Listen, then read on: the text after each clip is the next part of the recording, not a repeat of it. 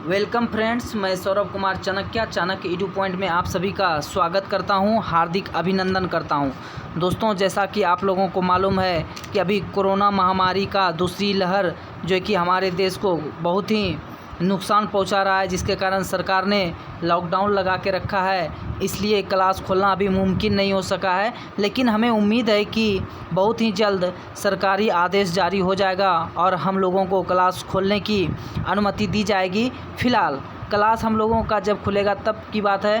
फ़िलहाल अभी हम लोग जो है कि करंट अफेयर्स के 20 महत्वपूर्ण प्रश्न लेकर के आए हैं आप लोगों के लिए, जो कि आपके सभी परीक्षाओं के लिए बहुत ही महत्वपूर्ण होने वाला है। तो आइए देखते हैं हमारा वो 20 जो है कि महत्वपूर्ण प्रश्न कौन सा है। आइए दोस्तों, हमारा पहला प्रश्न है कि विश्व मापिकी दिवस कब मनाया जाता है। तो विश्व मापिकी दिवस जो मनाया जाता है दोस्तों, वो मनाया जाता है 20 मई को। कब मनाया जाता है? 20 मई को। और इस बार जो विश्व मापिकी दिवस मनाया गया, इसका जो थीम था वो था मेजरमेंट फॉर हेल्थ। क्या था? Measurement for health. Measurement for health आप लोग जो है कि याद रखते हुए चलेंगे। आगे बढ़िए और देखते हैं हमारा अगला प्रश्न क्या है। हमारा जो अगला प्रश्न है वो है हाईयांग 2D उपग्रह सफलतापूर्वक किस देश ने लॉन्च किया है।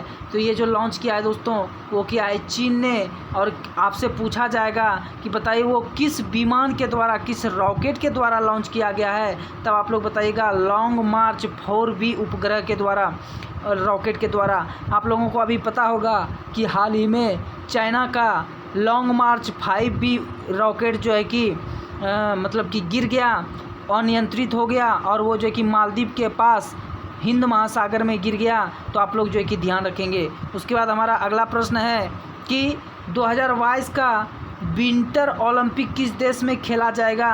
तो ये भी कहाँ पे खेला जाएगा दोस्तों? ये चीन में खेला जाएगा। कहाँ पर? चीन में ही खेला जाएगा 2022 का विंटर ओलंपिक।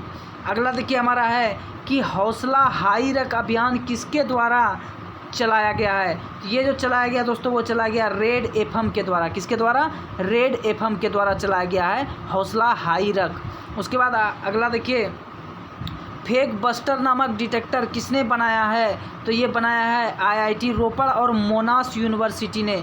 इस दोनों संस्थाओं ने मिल करके फेक बस्टर नामक डिटेक्टर बनाया है। दोस्तों, हम आप लोगों के लिए बहुत ही मेहनत करके, अभी मेरा बहुत ही इम्पोर्टेंट समय चल रहा है, क्योंकि आप लोगों को पता होगा कि 66 BPSC का जो है कि मेंस का एग्ज़ाम का डेट जो कि घोषित हुआ था, लेकिन कोरोना महामारी के चलते जो है कि उसको अभी रोका गया है कुछ समय के लिए।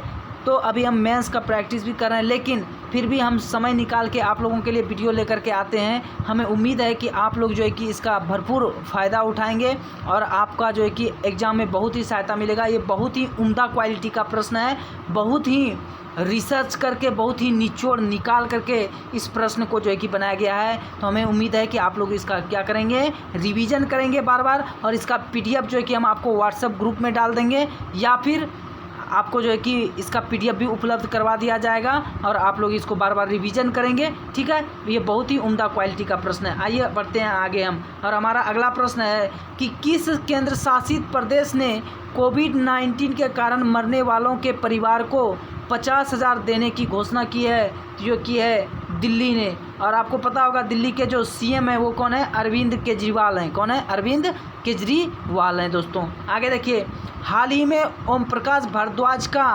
82 वर्ष की उम्र में निधन हो गया है। वे कौन थे? वो बॉक्सिंग के दिग्गज कोच थे दोस्तों। ठीक है, आगे बढ़िए। और हमारा अगला प्रश्न है अंडर 17 महिला फुटबॉल विश्व कप 2022 का आयोजन कहाँ किया जाएगा। तो ये अपने ही देश भारत में ही किया जाएगा दोस्तों। आगे बढ़िए, और साथ ही साथ आपको और भी बता दें कि ICC का जो T20 वर्ल्ड कप होने वाला है ना, वो भी, उसका भी मेज़बानी कौन करेगा? उसका भी मेज़बानी भारत ही करेगा। तो आप लोग याद रखेंगे। आगे बढ़िए दोस्तों, अगला है कि जून में होने वाले G7 के स्वास्थ्य मंत्रियों की बैठक में भारत को भी गेस्ट के रूप में आमंत्रित किया गया है। इसकी मेज़बानी कौन करेगा?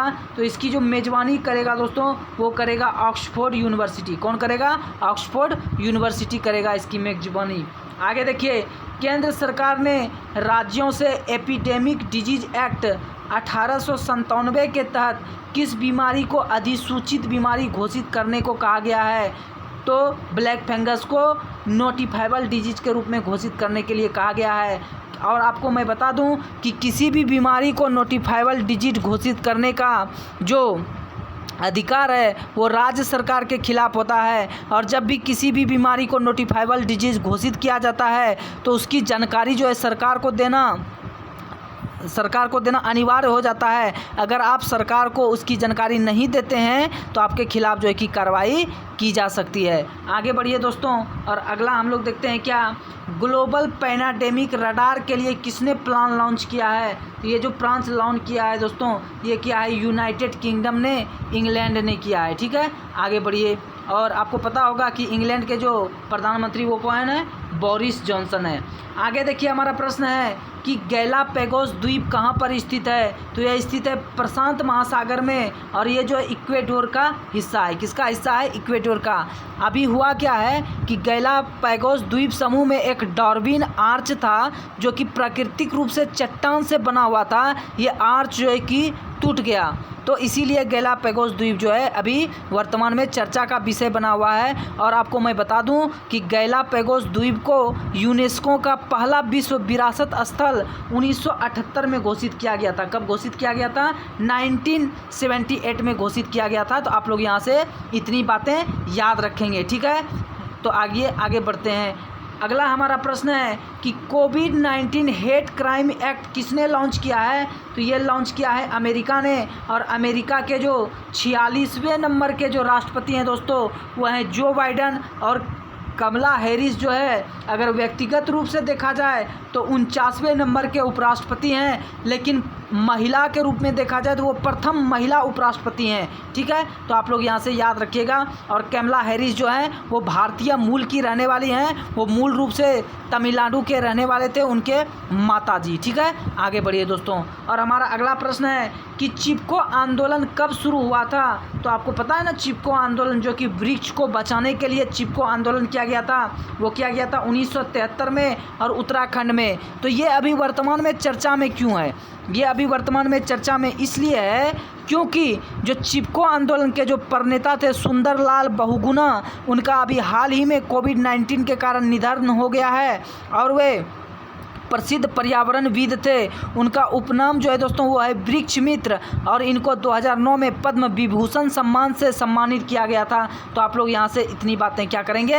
याद रखेंगे। आप लोग या तो स्क्रीनशॉट ले सकते हैं या फिर कॉपी में, आप जब वीडियो देख रहे होंगे तो कॉपी और पेन साथ में लेके बैठेंगे और आप इसको क्या करेंगे? नोट कर लेंगे। ठीक है, और इसको बार बार रिवीजन करते रहेंगे ताकि आपको अच्छे से याद हो जाए। ये बहुत ही उम्दा क्वालिटी का प्रश्न है। ठीक है, आगे देखिए, डीप कोवैन किसके द्वारा विकसित किया गया है? तो ये जो आपका विकसित किया गया है DRDO के द्वारा, defence research and development organisation के द्वारा डीप कोवैन विकसित किया गया है, जो कि कोरोना वायरस से संबंधित है। और आपको बता दूं कि DRDO की स्थापना 1 जनवरी 1958 ईस्वी में हुआ था। और इसका जो हेड क्वार्टर है दोस्तों वो नई दिल्ली में है। और इसके जो वर्तमान में चेयरमैन, अभी वर्तमान में जो इसके अध्यक्ष हैं वो हैं G सतीश रेड्डी।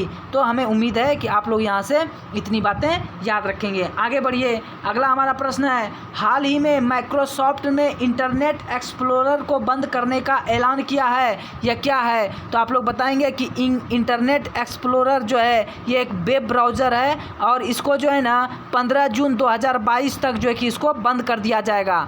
इस वेब ब्राउज़र को दुनिया का अब तक का सबसे सफल वेब ब्राउज़र माना गया है। और इसकी घोषणा किसने की है? माइक्रोसॉफ्ट ने की है। तो आप लोग यहाँ से इतनी बातें याद रखेंगे। अगला हमारा प्रश्न है कि हाल ही में भारत के किस पड़ोसी देश ने मध्यावधि चुनावों की घोषणा की है? तो ये जो घोषणा की है दोस्तों वो नेपाल ने की है। और नेपाल के राष्ट्रपति जो हैं विद्या देवी भंडारी ने यह घोषणा की है। ये घोषणा करने का कारण क्या रहा? क्योंकि वहाँ के जो वर्तमान प्रधानमंत्री हैं KP शर्मा ओली और विपक्षी गठबंधन दोनों ही सरकार बनाने की स्थिति में नहीं था, इसीलिए वहाँ पर जो है कि मध्यावधि चुनावों की घोषणा की गई है। आपसे ये भी पूछा जा सकता है कि मध्यावधि चुनाव की घोषणा नेपाल के संविधान के किस अनुच्छेद के द्वारा किया गया है, तब आप लोग बताइएगा। ये 76(7) अनुच्छेद के तहत वहाँ पर मध्यावधि चुनावों की घोषणा की गई है और इसका पहला चरण होगा 12 नवंबर को और दूसरा चरण होगा 19 नवंबर को। तो आप लोग यहाँ से इतनी बातें याद रखेंगे दोस्तों। आगे देखिए, हमारा अगला प्रश्न है कि अंतर्राष्ट्रीय जैव विविधता दिवस कब मनाया जाता है। तो ये जो मनाया जाता है, ये मनाया जाता है 22 मई को, अंतर्राष्ट्रीय जैव विविधता दिवस। मैंने आप लोगों को क्लास में भी बताया है और मैं आपको फिर बता दे रहा हूँ कि अंतर्राष्ट्रीय जैव विविधता दिवस कब मनाया जाता है, 22 मई को मनाया जाता है। और इस बार का जो इसका थीम था वो था we are part of the solution, हम समाधान का हिस्सा हैं। ये उसका क्या था दोस्तों, थीम था। और अभी आप लोगों ने देखा होगा कि कोरोना महामारी के सुई को लेकर के जो है कि बहुत ही गलत अफवाह फैलाया जा रहा है, इसलिए इसके लिए एक यंग वॉरियर नामक अखिल भारतीय अभियान की शुरुआत की है। तो ये आपसे पूछा जा सकता है कि बताइए, यंग वॉरियर नामक अखिल भारतीय अभियान की शुरुआत किसने की है। तो ये कुछ संस्थाओं ने मिलकर की है, जैसे युवा मामले के मंत्रालय, स्वास्थ्य और परिवार कल्याण मंत्रालय, साथ ही साथ यूनिसेफ और युवा तथा सीबीएसई जो बोर्ड है आपका, ये संस्थाओं ने मिल करके यंग वॉरियर नामक अभियान का शुरुआत किया है। तो आप लोग यहाँ से इतनी बातें याद रखेंगे दोस्तों। आगे बढ़िए, हमारा 19 नंबर का प्रश्न है कि भारतीय नौसेना के पहले विध्वंसक जहाज को कार्य मुक्त कर दिया गया, उसका नाम क्या था। तो उसका नाम आप लोग बताइएगा, INS राजपूत था। क्या नाम था, INS राजपूत था। और इसको कब कमीशन किया गया था, कब भारतीय सेना में शामिल किया गया था, तो 1980 में इसको शामिल किया गया था दोस्तों। साथ ही साथ आपको मैं बता दूं कि ऑपरेशन पवन, ऑपरेशन अमन, ऑपरेशन कैक्टस और विभिन्न मतलब कि बहुराष्ट्रीय अभियानों में जो है कि इसको शामिल किया गया था INS राजपूत को। तो ये आपके लिए बहुत ही महत्वपूर्ण हो जाता है। और आज का हम अंतिम प्रश्न दोस्तों देखेंगे कि ECMO का फुल फॉर्म क्या होता है। मैं अभी आपको बताऊंगा कि ये ECMO क्या होता है दोस्तों। ECMO इसका जो फुल फॉर्म होता है दोस्तों वो होता है extra corporeal membrane oxygen. Extra corporeal membrane oxygen होता है इसका फुल फॉर्म दोस्तों। और ये है क्या, ये बाहर मतलब कि कृत्रिम हृदय और कृत्रिम फेफड़ों के जोड़ी के रूप में काम करता है। इसको जो है ना 1960 के दशक में रिस्पिरेटरी डिस्ट्रेस सिंड्रोम और हृदय संबंधी असामान्यताओं वाले नवजात शिशुओं के लिए इसको लॉन्च किया गया था। और इसका काम होता है कि शरीर को ऑक्सीजन रहित रक्त को प्रदान करना। जब कोई बच्चा ठीक से श्वास नहीं ले पाता है तो उस समय इसका काम जो है कि क्या होता है, ये ऑक्सीजन की आपूर्ति फेफड़े को करता है। तो दोस्तों हमें उम्मीद है कि ये वीडियो आप बार बार देखेंगे, इसका रिवीजन करेंगे और ये आपके परीक्षाओं के लिए बहुत ही महत्वपूर्ण होने वाला है। तो आप इसको अगर अच्छा लगेगा वीडियो तो इसको लाइक करेंगे, साथ ही साथ अपने दोस्तों के साथ में शेयर करेंगे, ताकि जो गांव में दूर दराज क्षेत्रों में रहते हैं उनको भी बहुत ही फ़ायदा हो सके। मिलेंगे हम अपने मतलब कि नेक्स्ट वीडियो में। तब तक के लिए बहुत बहुत धन्यवाद। और जो है कि आप लोग इसका रिवीजन करते रहेंगे, रिवीजन होता रहे। तब तक के लिए जय हिंद, जय भारत। और साथ ही मैं आपको लास्ट में ये कहना चाहूँगा कि रख हौसला, वो मंजर भी आएगा, प्यासे के पास एक दिन समंदर भी आएगा। तो आप लोग रिवीजन करते रहिए। अरे ना संघर्ष ना तकलीफ तो क्या खाक मजा है जीने में, ना संघर्ष ना तकलीफ तो क्या खाक मजा है जीने में। बड़े बड़े तूफान थम जाते हैं जब आग लगी हो सीने में। तो मिलेंगे हम अपने नेक्स्ट वीडियो में। तब तक के लिए जय हिंद, जय भारत। और आप लोग रिवीजन करते रहिए।